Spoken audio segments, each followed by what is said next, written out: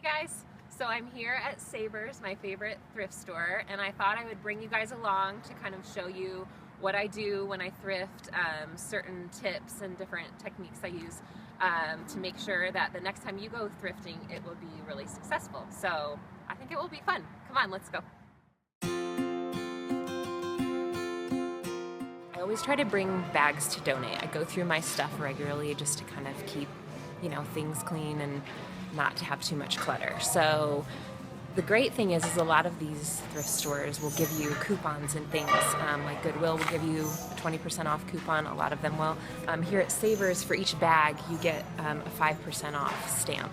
So that way when you go to buy your stuff that you come to shop for, you get a percentage off. So that's just another little extra tip.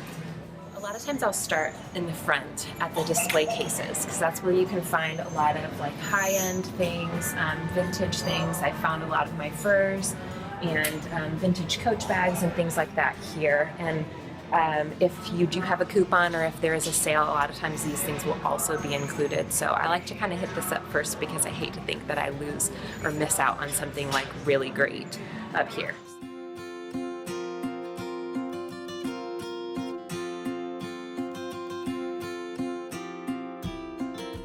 Usually start after I've looked at the display cases. I start in like the jackets and coats and shoes because I feel like those are the kind of things that you get a better kind of deal on because they cost more regular price. So for instance, I like to look through the vests and I like to find things, or I tend to find things off season. So any time of year I'm always looking through the vests and coats to find the best, kind of find and fun thing. So like for instance, this is probably going to retail $50 to $60, but here it's $10 plus I have a coupon.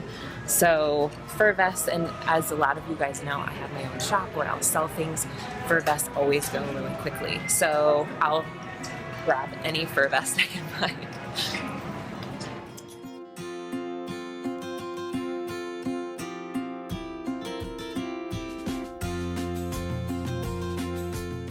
Always look in the men's section because I don't know, just depending on who's putting things out and how they're interpreting it. Like a lot of times there will be like women's shoes that look like men's and they stick it in here. So that, and I've found some like great men's like Oxfords and loafers and things like that. Like I'm a size 9 and so that would be like a size 7, 7.5 in men's, and I can like wear a men's shoe. So I didn't find anything today, but I always look. Sections like the knits, like these kinds of things, they don't cost a lot, in the first place. And so here, this is still $5.99. So I don't spend a lot of time. I kind of just scan, and for the most part, I'm just looking for stripes. So this is a Bowden shirt, which is really great. So that's fun. But yeah, I know what sections I spend my time on, and those are kind of the higher priced items. These I just kind of do a quick scan. I also love to look at kids' clothes, of course, and I have the same kind of mentality with what I spend my time looking at, and that's like higher priced items. So like dresses for Charlotte. I don't really waste my time on onesies and like sleepers and things like that. I'd rather buy that brand new, only because the cost difference isn't that much. But with a dress that, probably retailed, this is Gymboree, so probably retailed for $30 or so, and you're getting it for, $3.99 or less with a coupon. It's just a little bit more cost effective. You got to get to know your different thrift stores. All of them are a little quirky in the way that they choose to sort things and place things. For instance, there's a whole section of baby shoes in the shoe section, but yet here at this Savers, they also put baby shoes in bags up along like this wall at the back of the baby section. So you kind of just have to be willing to scour the store a few times to get it down, to figure out. And then I always try to keep my eye out in different sections because sometimes you find really great things just put in the wrong place. Especially sections like blazers or skirts or different things that I'm also looking for vintage finds. I'll look through all the sizes because, like, for instance, this is labeled a medium, but it's clearly a small, and it's because it's vintage. and the sizing was just different back then. This fun vintage find. Another thing I like to do is just kind of keep an open mind. So anything that kind of catches my eye, especially anything sparkly or stripes for me personally, but you know your own style, just throw it in your cart. And then I like to go through it then once I'm in the dressing room. Like, I try not to judge, I just keep an open mind. When I bring people thrifting with me, I always tell them that, like, I haven't made any final decisions, so don't judge on what I put in my cart.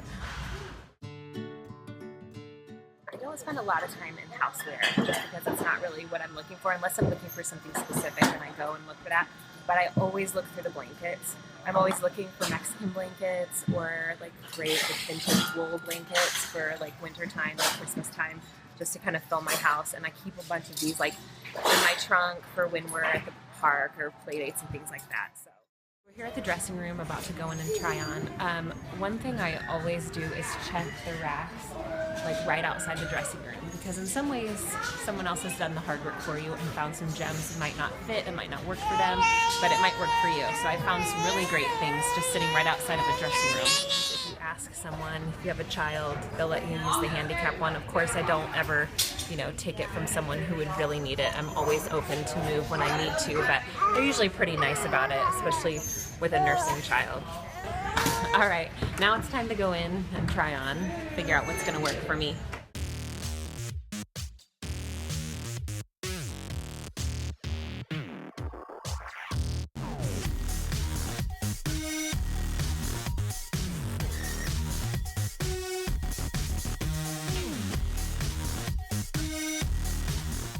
The dressing room is the place that you want to really go over your purchases and make sure that this is what you want.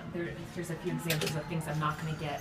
Like, I tried this on. I think it's always a good idea to try things on if you can, if there is a dressing room, and see how the seam is kind of uneven there. And I don't know if it's something I would have known if I didn't try on. See, like in this one has like a stain on it. There's certain stains that I can look at that and know, like, that's not going to come out, like, if I try to wash it.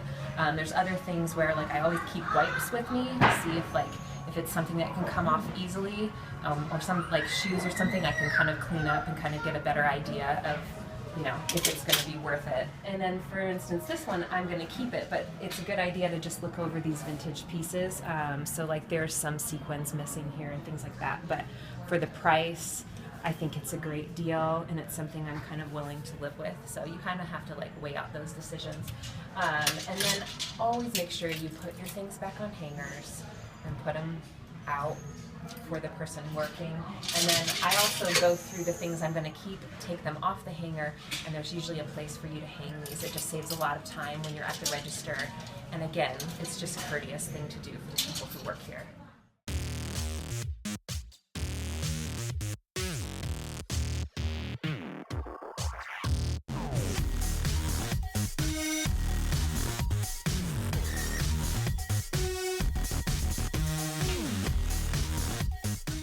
Thanks guys for coming along with me. Hope you learned a couple tricks and tips. I got a lot of fun stuff, so I'll get home and style, which is my favorite part.